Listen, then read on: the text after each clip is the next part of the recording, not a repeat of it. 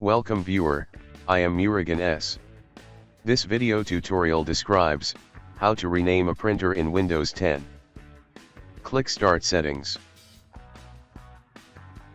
Click Devices. Click Printers and Scanners.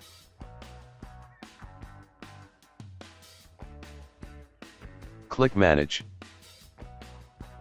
Click Printer Properties.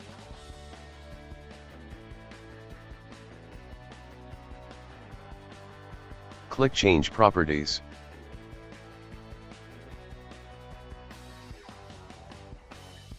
Change the printer name.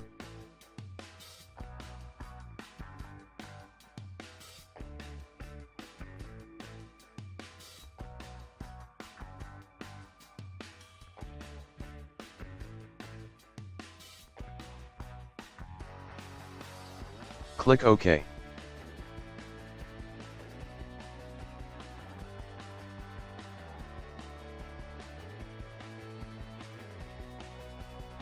I hope this video tutorial helps to you.